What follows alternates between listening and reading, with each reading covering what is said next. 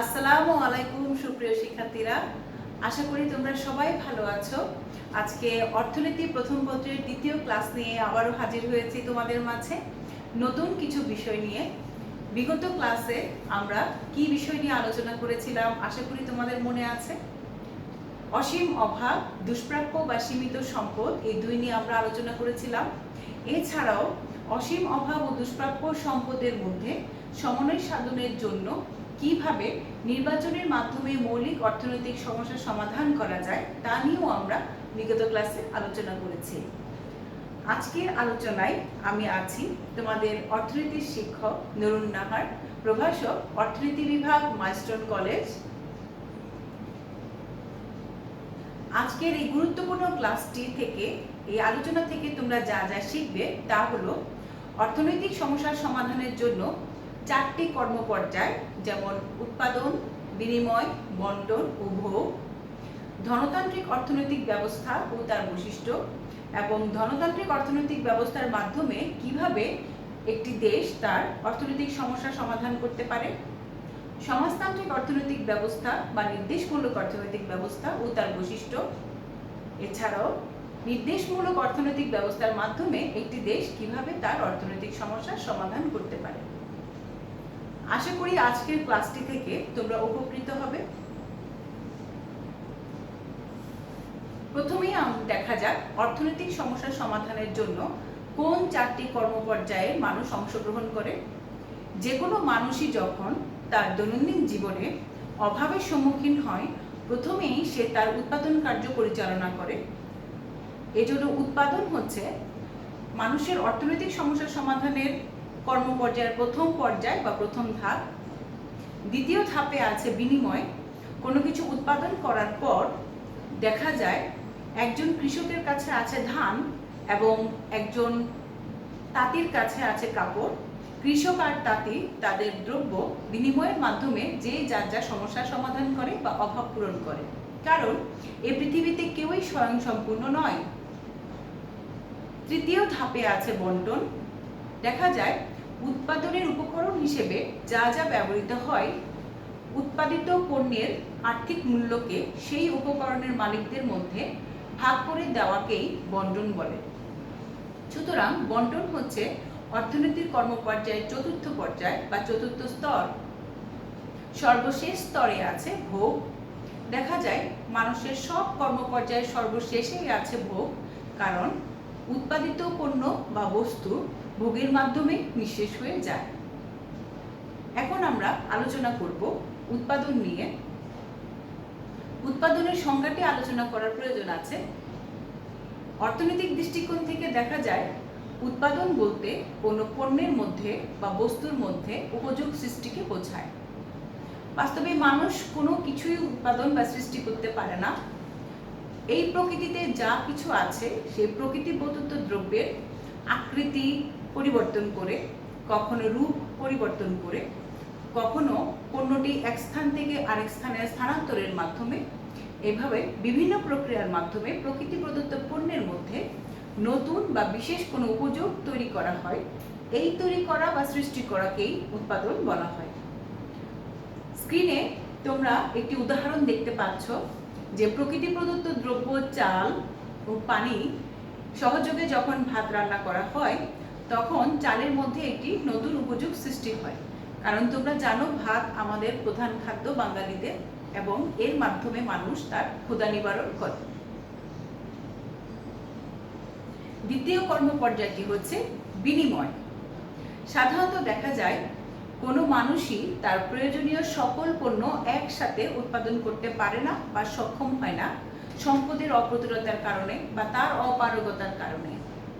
বিনিময় প্রথা ওই ব্যক্তিকে ওই সকল অভাব পূরণ করে যা সে নিজে উৎপাদন করতে পারে না।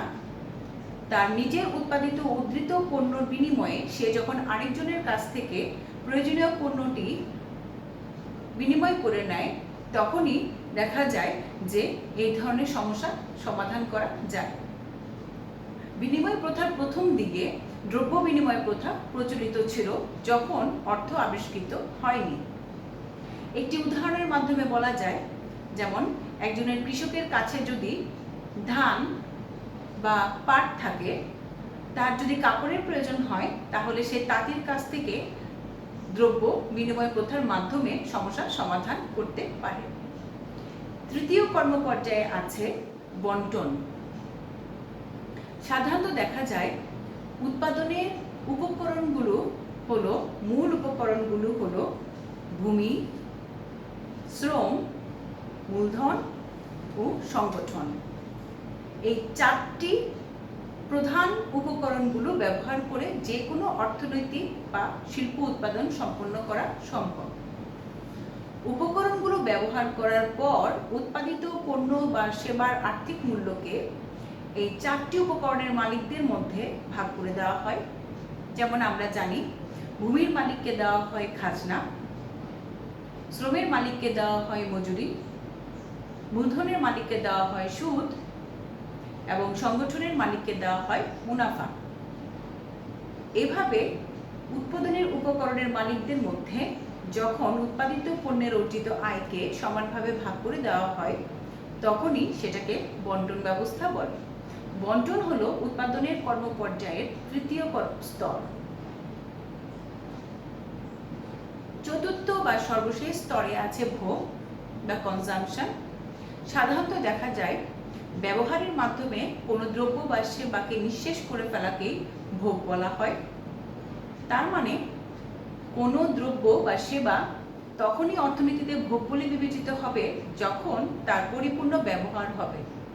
মনে করো, তুমি বাজার থেকে গিয়ে একটি শার্ট কিনে এনেছো, রাস্তা দিয়ে আসার সময় বাসে শার্টটি হারিয়ে গেছে, তাহলে এই শার্টটি তুমি ভোগ করেছো বলা যাবে না। কিন্তু শার্টটি যদি তুমি বাড়িতে এনে 1 বছর পর্যন্ত পরিধান করতে বা ব্যবহার করতে, তারপর নিঃশেষ হয়ে যেত, তাহলে বলা যেত যে তুমি শার্টটি বা দ্রব্যটি ভোগ করতে পেরেছো। এজন্য কোনো পণ্য নষ্ট করে ফেলা, হারিয়ে যাওয়াকে ভোগ বলা যায় না। দ্রব্যটি ভোগ বলতে হলে অর্থনীতিতে অবশ্যই তা ব্যবহার করতে হবে। অর্থনীতিতে এইভাবে চারটি কর্মপর্যায়ের মাধ্যমে মানুষ তার মৌলিক অর্থনৈতিক সমস্যাসমূহ সমাধান করে থাকে। এখন আমাদের আলোচনার কিছুটা পরিবর্তন আসবে। আমরা দেখব অর্থনৈতিক ব্যবস্থা সমূহ। এই যে অসীম অভাব ও দুষ্প্রাপ্য সম্পদের মধ্যে যে মৌলিক অর্থনৈতিক সমস্যা বিভিন্ন দেশ সম্মুখীন হয়, তখন তারা তাদের উৎপাদন ব্যবস্থা, বিনিময় ব্যবস্থা, বন্টন ব্যবস্থা এবং ভোগ ব্যবস্থার মধ্যে কিছুটা পরিবর্তন আনে বা কিছু নির্দিষ্ট বৈশিষ্ট্য বা নিয়ম নীতি অবলম্বন করে। এই জন্য দেখা যায় এক এক দেশে অর্থ ব্যবস্থা এক এক রকম।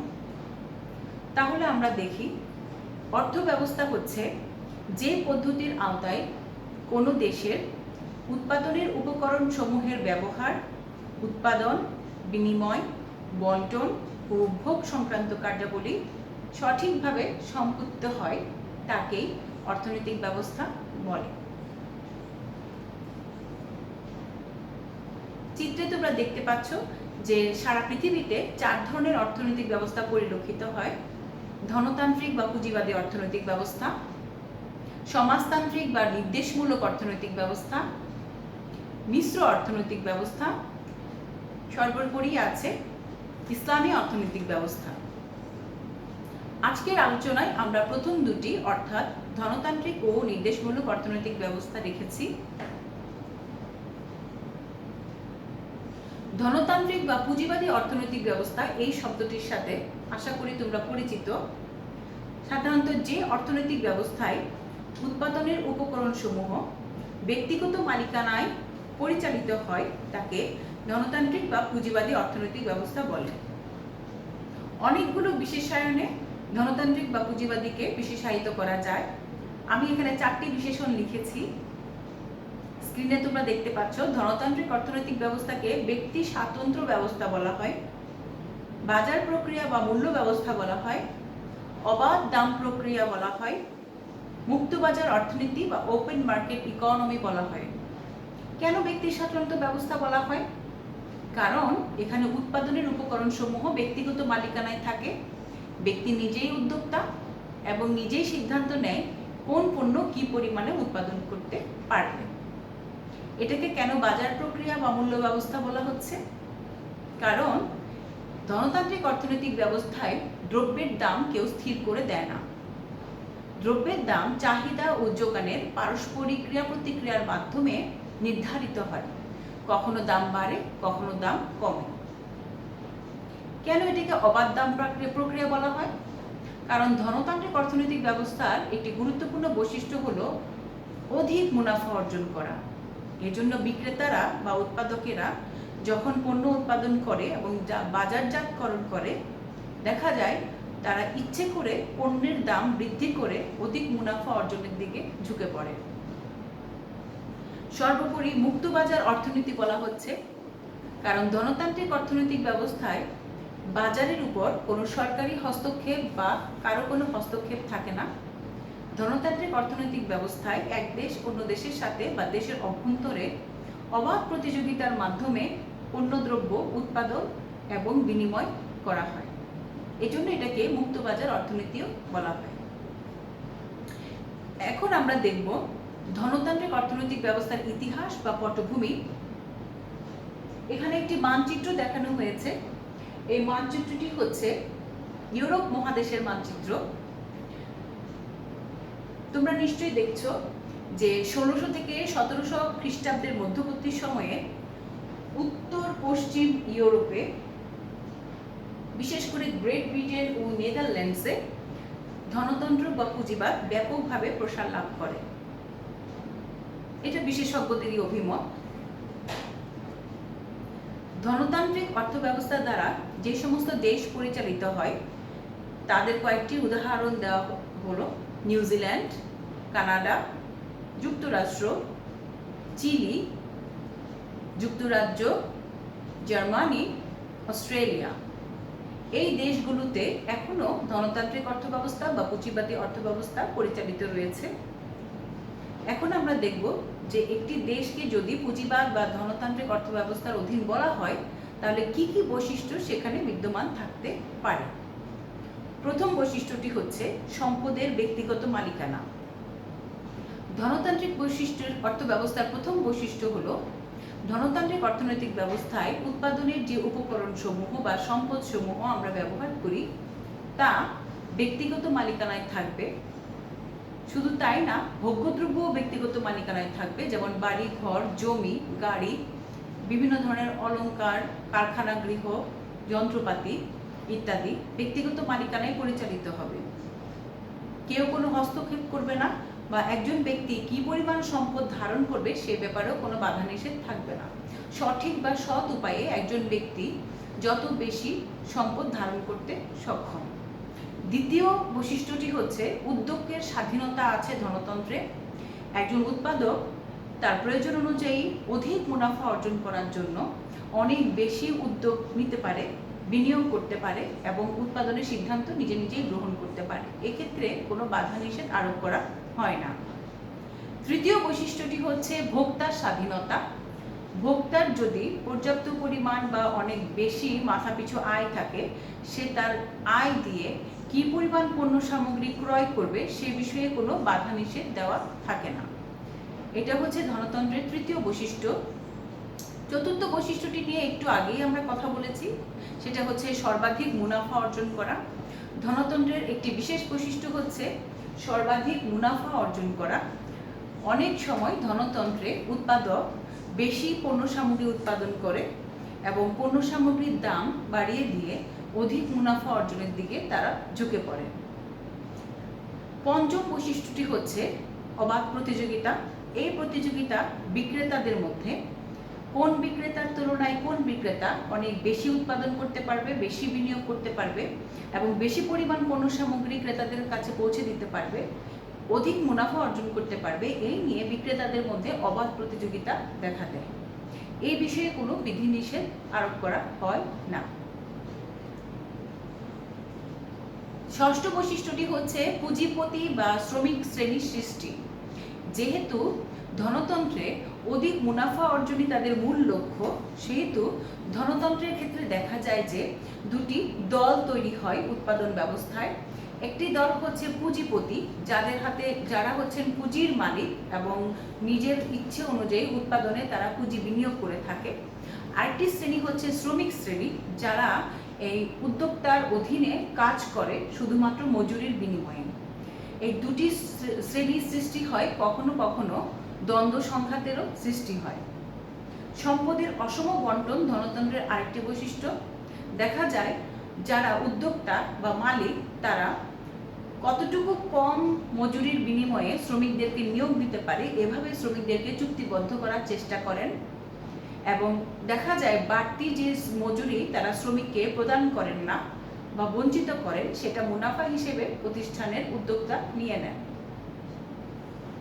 স্বয়ংক্রিয় দাম ব্যবস্থা। স্বয়ংক্রিয় দাম ব্যবস্থাটা নিয়ে আলোচনা করার প্রয়োজন। একটু আগেও আমি বলেছি, স্বয়ংক্রিয় দাম ব্যবস্থা হচ্ছে প্রাইস মেকানিজম, এমন একটি পদ্ধতি যেখানে দাম, কোনো পণ্যের দাম কোনো সরকার বা কেন্দ্রীয় কর্তৃপক্ষ নিয়ন্ত্রণ করে না বা নির্ধারণ করে দেয় না। দাম সরাসরি চাহিদা, কোনো দ্রব্যের চাহিদা এবং কোনো দ্রব্যের যোগান, এই দুইয়ের মধ্যে পারস্পরিক ক্রিয়া প্রতিক্রিয়া বা ঘাত প্রতিঘাতের মাধ্যমে একটি সুনির্দিষ্ট দাম নির্ধারণ করা হয়, যাকে ভারসাম্য দাম বলা হয়। ওই ভারসাম্য দামে নির্দিষ্ট পরিমাণ দ্রব্য ক্রয় বিক্রয় করা হয়। যদি কোনো কারণে দাম ভারসাম্য দাম থেকে বেড়ে যায় তাহলে বাজারে এমন একটি পরিস্থিতির সৃষ্টি হয়, দেখা যায় বিক্রেতা আবার সেই ভারসাম্য দামে ফিরে আসতে বাধ্য হয়। এটিই হলো স্বয়ংক্রিয় দাম ব্যবস্থা। এই অধ্যায়ের শেষের অংশে আমরা স্বয়ংক্রিয় দাম ব্যবস্থা নিয়ে আরো বিশদভাবে আলোচনা করব। শ্রমিক শোষণ, একটু আগেই আমি বলেছিলাম মালিক শ্রেণী এবং শ্রমিক শ্রেণী এই দুই শ্রেণীর উদ্ভব হয় ধনতন্ত্রে, এবং এখানে শুধুমাত্র শ্রমিক শোষণ সম্ভব হয়। শ্রমিক শোষণ বিষয়টি কি? মনে করো একজন শ্রমিক যদি 8 ঘন্টা কাজ করে, তাকে প্রতিষ্ঠান যে পরিমাণ তার উৎপাদন বা তার পরিশ্রম অনুযায়ী মজুরি দেওয়া প্রয়োজন তার চেয়ে কিছু পরিমাণ মজুরি কম প্রদান করে। এই কম প্রদান করাকেই শ্রমিক শোষণ বলা হয়, কারণ এতে প্রতিষ্ঠানের মালিক কর্তৃক শ্রমিকটি শোষিত হচ্ছে বা বঞ্চিত হচ্ছে। সর্বশেষ বৈশিষ্ট্য হচ্ছে শ্রেণী দ্বন্দ্ব। এই যে পুঁজিপতি বা মালিক শ্রেণী এবং শ্রমিক শ্রেণীর মধ্যে শ্রমিক শোষণ বিদ্যমান, এটি আরেকটি বৈশিষ্ট্যের জন্ম দেয়, তা হচ্ছে মালিক এবং শ্রমিকের মধ্যে শ্রেণী দ্বন্দ্ব। ধনতন্ত্রের একটি নেগেটিভ দিক হচ্ছে শ্রমিক দ্বন্দ্ব, যা ধনতান্ত্রিক অর্থনৈতিক ব্যবস্থায় বিদ্যমান। যে কারণে বর্তমান বিশ্বে দেখা যায় পরিপূর্ণ বা পিওর ক্যাপিটালিজম অনুপস্থিত। তাই কিছু কিছু দেশ মিশ্র অর্থনৈতিক ব্যবস্থা বা নির্দেশমূলক অর্থনৈতিক ব্যবস্থা অবলম্বন করে থাকে।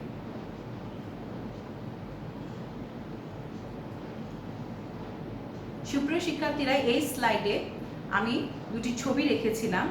একটি হচ্ছে কার্ল মার্কস, যিনি নির্দেশমূলক অর্থনৈতিক ব্যবস্থার জনক, এবং তার রচনা ডাস ক্যাপিটাল। কার্ল মার্কস নিয়ে আমরা আরো বিশদভাবে আলোচনা করব পরের পয়েন্টে। নির্দেশমূলক বা সমাজতান্ত্রিক অর্থনৈতিক ব্যবস্থা হচ্ছে আমাদের পরবর্তী পাঠ্য বিষয়। সাধারণত অর্থনৈতিক দৃষ্টিকোণ থেকে যে অর্থ ব্যবস্থায় সম্পদের উপর কোনো ব্যক্তিগত মালিকানা থাকে না, বরং দেশের সকল সম্পদের মালিকানা রাষ্ট্রের হাতে ন্যস্ত থাকে এবং একটি কেন্দ্রীয় কর্তৃপক্ষের নির্দেশে যাবতীয় অর্থনৈতিক কার্যাবলী সম্পাদিত ও পরিচালিত হয়, তাকে সমাজতান্ত্রিক বা নির্দেশমূলক অর্থনৈতিক ব্যবস্থা বলে। এই সংজ্ঞাটি 3টি ভাগে বিভক্ত। প্রথম ভাগ হচ্ছে সম্পদের ব্যক্তিগত মালিকানা অনুপস্থিত। সমস্ত সম্পদের মালিকানা থাকবে রাষ্ট্রের হাতে বা সরকারের হাতে, এবং অর্থনৈতিক কার্যাবলীর যে উদ্যোগ তা গ্রহণ করবে সরকার নিজেই। সমাজতন্ত্রের পটভূমি দেখতে গিয়ে আমরা কার্ল মার্কস এবং এঙ্গেলসের নাম উল্লেখ না করলেই নয়, কারণ সমাজতান্ত্রিক অর্থনৈতিক ব্যবস্থার প্রবক্তা হলেন জার্মান বিজ্ঞানী বা সমাজতন্ত্রের জনক, যাকে ফাদার অব দ্য সোশ্যালিজম বলা হয়, কার্ল মার্কস এবং দার্শনিক ফ্রেডেরিক এঙ্গেলস। 1917 সালে রুশ বিপ্লবের পর সর্বপ্রথম লেনিনের নেতৃত্বে সমাজতন্ত্রের গোড়াপত্তন ঘটে। 1985 সালে রাশিয়ায় এই অর্থনীতির অবসান ঘটে। কিছু সমাজতান্ত্রিক দেশের পতাকার ছবি তোমাদের জন্য তুলে ধরা হলো, তোমরা দেখতে পাচ্ছ।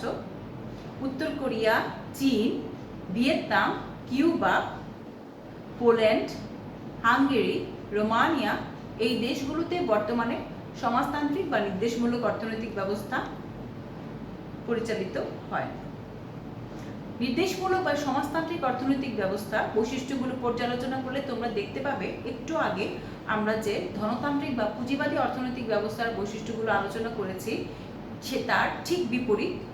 যেমন ধনতন্ত্রের প্রথম বৈশিষ্ট্য ছিল সম্পদের ব্যক্তিগত মালিকানা, আর সমাজতান্ত্রিক অর্থনৈতিক ব্যবস্থার প্রথম বৈশিষ্ট্যই হচ্ছে সম্পদের রাষ্ট্রীয় মালিকানা। এক্ষেত্রে ব্যক্তির হাতে কোনো সম্পদ ন্যস্ত থাকে না, বরং সম্পদের মালিকানা রাষ্ট্রের হাতে ন্যস্ত থাকে। দ্বিতীয় পয়েন্টটি হচ্ছে কেন্দ্রীয় পরিকল্পনা। উৎপাদনের ক্ষেত্রে উদ্যোগের স্বাধীনতা নেই, যেহেতু ব্যক্তির হাতে সম্পদ থাকে না।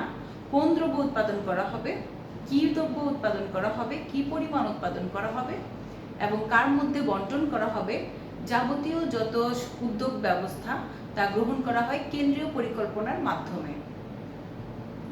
ভোক্তার চাহিদার উপর কেন্দ্রীয় পরিকল্পনা বা রাষ্ট্রের সম্পূর্ণ নিয়ন্ত্রণ থাকে। ভোক্তার হাতে যদি পর্যাপ্ত পরিমাণ আয় থাকে, তারপরও সে তার চাহিদার তুলনায় বা প্রয়োজনের তুলনায় বেশি কোনো পণ্য বাজার থেকে ইচ্ছে অনুযায়ী ক্রয় করে মজুদ বা অন্য কিছু করতে পারবে না। সর্বাধিক সামাজিক কল্যাণ অর্জন করা হচ্ছে নির্দেশমূলক বা সমাজতান্ত্রিক অর্থনৈতিক ব্যবস্থার চতুর্থ বৈশিষ্ট্য, যেখানে পুঁজিবাদের চতুর্থ বৈশিষ্ট্য ছিল সর্বাধিক মুনাফা অর্জন করা, আর এক্ষেত্রে সর্বাধিক সামাজিক কল্যাণ অর্জন করাই হচ্ছে তাদের মূল লক্ষ্য। যখন কোনো উৎপাদনের জন্য উদ্যোগ নেওয়া হয়, তখন সমাজতান্ত্রিক অর্থনৈতিক ব্যবস্থায় মুনাফা অর্জন করা তাদের মূল উদ্দেশ্য থাকে না, বরং পণ্যদ্রব্য এমনভাবে উৎপাদন করে এবং তারা গুণগত মান এমনভাবে বজায় রাখে, দ্রব্যের দাম এমনভাবে নির্ধারণ করে যেন সর্বাধিক সামাজিক কল্যাণ অর্জিত হয়। অবাধ প্রতিযোগিতার অনুপস্থিত সমাজতন্ত্রে দেখা যায়, যেহেতু উৎপাদন ব্যবস্থা সরকার কর্তৃক পরিচালিত হয়, সরকার উৎপাদকদের মধ্যে বন্টন করে দেয় কোন উৎপাদক কি পরিমাণ পণ্য উৎপাদন করবে এবং প্রত্যেক বছর তারা দেশের চাহিদা অনুযায়ী উৎপাদন করার সিদ্ধান্ত গ্রহণ করে। সমাজতন্ত্রের পরবর্তী পয়েন্টটি হচ্ছে শ্রেণীহীন সমাজ, যেখানে পুঁজিবাদের ছিল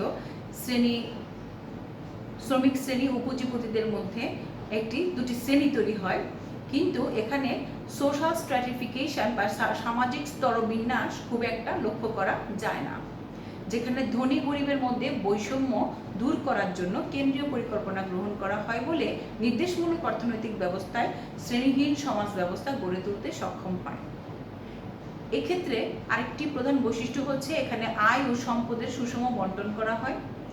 কাউকে অধিক মজুরি আবার কাউকে কম মজুরি দিয়ে বঞ্চিত করার কোনো ব্যবস্থা এই অর্থনৈতিক ব্যবস্থায় নেই। প্রত্যেক ব্যক্তি তার কর্মদক্ষতা এবং কাজের মান অনুযায়ী মজুরি পেয়ে থাকে। পণ্যের দাম নির্ধারিত করে দেওয়া থাকে সরকার কর্তৃক। এখানে কোনো পুঁজিপতি চাইলে বা কোনো ব্যক্তি চাইলে পণ্যের দাম বাড়াতে বা কমাতে পারে না। কোন পণ্য কত দামে বিক্রি হবে তা সরকার কর্তৃক নির্ধারণ করা থাকে।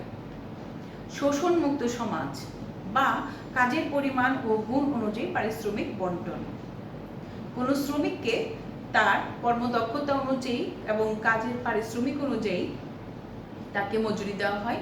কাউকে তার ন্যায্য মজুরি থেকে বঞ্চিত করার কোনো সুযোগ সমাজতন্ত্রে থাকে না।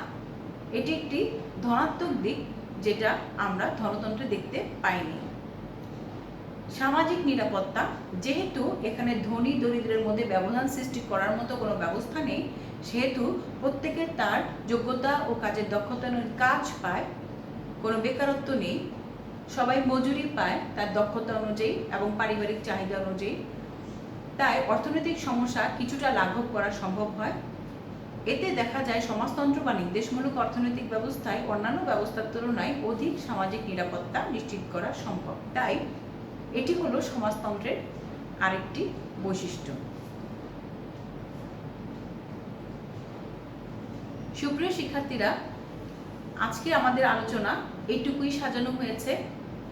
দেখা গেছে যে আমরা আজকের আলোচনা করেছি অর্থনৈতিক সমস্যা সমাধানের 4টি কর্মপর্যায়, উৎপাদন, বিনিময়, বন্টন, ভোগ। পুঁজিবাদী অর্থনৈতিক ব্যবস্থা ও তার বৈশিষ্ট্যসমূহ, পুঁজিবাদী দেশসমূহ, নির্দেশমূলক বা সমাজতান্ত্রিক অর্থ ব্যবস্থার সংজ্ঞা এবং বৈশিষ্ট্যসমূহ এবং দেশের উদাহরণ দেখেছি। এখন তোমাদেরকে একটি বাড়ি কাজ দেওয়া হচ্ছে, অর্থনৈতিক সমস্যার সমাধানের বিভিন্ন কর্মপর্যায়গুলো ব্যাখ্যা করো। আজকের আলোচনা থেকেই উত্তরটা তোমরা পাবে যে 4টি কর্মপর্যায় আছে, তার ব্যাখ্যা হচ্ছে তোমার উৎপাদন, বিনিময়, বন্টন, ভোগ। এই 4টি কর্মপর্যায় বিশদভাবে ব্যাখ্যা করলে তোমার 1 নম্বর প্রশ্নের উত্তরটি তুমি করতে পারবে। পুঁজিবাদী বা ধনতান্ত্রিক ও নির্দেশমূলক বা সমাজতান্ত্রিক অর্থনৈতিক ব্যবস্থার মধ্যে 5টি পার্থক্য লিখো। এই বিষয়ে আমি তোমাদের একটু সাহায্য করতে পারি।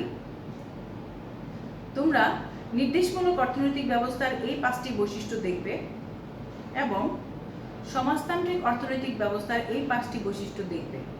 লক্ষ্য করবে যে পুঁজিবাদের প্রথম 5টি বৈশিষ্ট্য এবং সমাজতন্ত্রের প্রথম 5টি বৈশিষ্ট্য একে অপরের সম্পূর্ণ বিপরীত।